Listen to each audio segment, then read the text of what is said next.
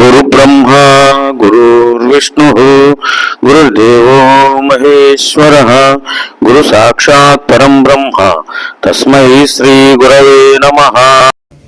32 సంవత్సరాలు పూర్తిగా వస్తుంది. ఈ 32 సంవత్సరాల కాలంలో దీక్షగా పట్టుదలగా 40 మంది గురువులు తయారు చేసి 2 తెలుగు రాష్ట్రాల్లో వివిధ ప్రాంతాల్లో ₹1 ఏ విధమైనటువంటి ఫీజు తీసుకోకుండా ఉచితంగా అత్యంత విలువైనటువంటి ప్రణాళికాబద్ధమైన సమగ్రమైనటువంటి యోగ విద్యని ఇప్పటి వరకు కూడా అందిస్తూ వచ్చారు. ఆ క్రమంలో మనకి గోశాల శాఖ ఏర్పడి సుమారుగా ఒక 15 సంవత్సరాలు అవుతుంది నాకు గుర్తున్నంత వరకు. అంతేండి, 2005 అంటే 20 సంవత్సరాలు. 20 సంవత్సరాల కాలంలో ఇప్పటికి 80 శిబిరాలు ఈ శాఖ వారు నిర్వహించారు. ఈ శాఖలో 80 శిబిరాలు నిర్వహించడానికి ఎంతో కష్టపడినటువంటి ఆచార్య యోగ్ గారు, అట్లాగే యువయోగ్ గారు, మునిజన వందిత యోగ్ గారికి ముందు తప్పకుండా ధన్యవాదాలు తెలియజేస్తాం. అట్లాగే మన యోగా స్పోర్ట్స్ డిపార్ట్మెంట్ నుంచి బెనర్జీ గారు వచ్చారు, వారిని కూడా ఆహ్వానించుకున్నాం. ఈ శాఖ అధ్యక్షుడు అగ్రగామి యోగ్ గారు, మనకు విజయవాడ మాట్లాడిన శాఖ నుంచి సారణి యోగ్ గారు, వారు కూడా మరి మాట్లాడిన శాఖలో శిబిరాలు నిర్వహిస్తూ ఉన్నారు. ఇంకా శిబిరం ప్రారంభం ఆహార నియమాలు చెప్పడానికి వారు ఇస్తున్నారు. యోగనామాలు కూడా మీకు ఇచ్చినటువంటి యోగనామాలు కూడా వారే రాసి ఇస్తున్నారు. ఇంకా వెనకమాల బ్యాక్గ్రౌండ్ వర్క్ బోర్డు అంతా ఉంటుంది. ఆ తర్వాత ఇప్పుడు ఈ అపార్ట్మెంట్ ఎవరైతే నిర్వాహకులు ఉన్నారో వారికి కూడా ఈ స్థలాన్ని యోగ సాధన చేసుకోవడానికి అందించినందుకు వారికి కూడా, వారి పేర్లు అయితే నాకు తెలియవు, వారికి కూడా కమిటీ వారు, ఈ అపార్ట్మెంట్ కమిటీ వారు ఎవరుంటే వారికి పేరున సంస్థ తరఫున ధన్యవాదాలు తెలియజేస్తున్నాం.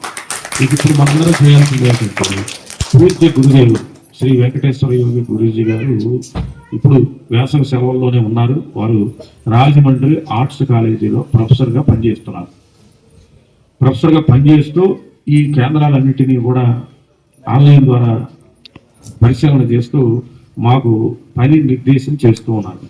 ఈ సమయానికి పని చేయాలి, ఈ సమయానికి పని చేయాలి మీరని చెప్పి. కాబట్టి వారి యొక్క అద్భుతమైన విలువైనటువంటి ప్రసంగాన్ని, ప్రవచనాన్ని మనం వినబోతున్నాం.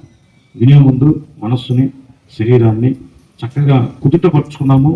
ఆ ప్రసంగం వినడానికి కావలసినటువంటి సన్నాహాన్ని మనం శారీరకంగా, మానసికంగా చేసుకున్నాం. ఓంకారంతో అందరూ సెల్ ఫోన్ స్విచ్ ఆఫ్ చేయండి. యోగాభ్యాసం చేస్తున్నాం.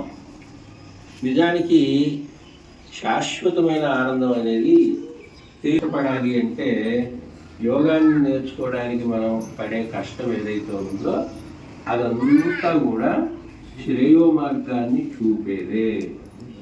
శరీరాన్ని వంచడానికి ఆసనాలు వేస్తున్నాం, అలాగే శరీరం యొక్క చేస్తున్నాం, ఇంకా ఆత్మజ్ఞానాన్ని పొందటానికి గురూపదేశాన్ని కూడా గ్రహిస్తూ ఉన్నాం. ఇవన్నీ లేకుంటే జీవితం చాలా సుఖంగా ఉన్నట్లుగా అనిపిస్తూ ఉంటుంది. ఎవరికైనా శరీరాన్ని సంతోషపడతారు, కానీ కొత్త నిండా తిని కంటి నిండా నిద్రపోయే పద్ధతిలో అనేక రకాల రోగాలు శరీరంలో దాపరించి ఖాళీగా ఉన్న మనస్సులోకి అనేక రకాల కోరికలు ప్రవేశించి ఆ మనిషి యొక్క జీవితాన్ని అందరూ కూడా తీర్చేస్తాయి. అందువల్ల ఈ శ్రేయో మార్గం కంటే శ్రేయో మార్గమే మంచిది. అంటే ఇవాళ ఆసనాలు సాధించడం కోసం పడుతున్నటువంటి కష్టం కానీ, మనోనిగ్రహం కోసం సాధన చేస్తున్న ధ్యానం కానీ, ఆహార నియమాలు కానీ, గురూపదేశంలో ఉండే ఆత్మచింతన కానీ కష్టంగా ఉన్నప్పటికీ కూడా ఇవి శాశ్వతానందాన్ని కలిగిస్తాయి. కాబట్టి ఈ సత్యాన్ని మనం అర్థం చేసుకున్నప్పుడు మనం చాలా జాగ్రత్తగా ఆనందప్రదమైన జీవితాన్ని గడుపుతాం. యోగం అనగానే ఓ 4 వారాలు ఆసన ప్రాణాయామాల అభ్యాసం చేస్తే ఇక అయిపోయింది అనే భ్రమ మనకు తొలగిపోయి గురువుకు ప్రయాణించేటటువంటి పద్ధతి. మరి శ్రేయస్సు ఎలా ఉంటుంది అంటే ఇది అవిద్యతో కూడుకొని ఉంటుంది.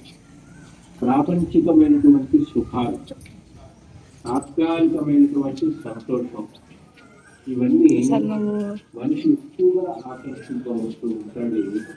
అంతేగాక మనుషులు చేసేటటువంటి పద్ధతి ఇది. అయితే ఈ రెండు మార్గాల్లో ఎవరైతే శ్రేయో మార్గాల్లో ప్రయాణిస్తూ ఉంటారో వాళ్ళు మన ఛానల్ ని సబ్స్క్రైబ్ చేయండి, చేయించండి.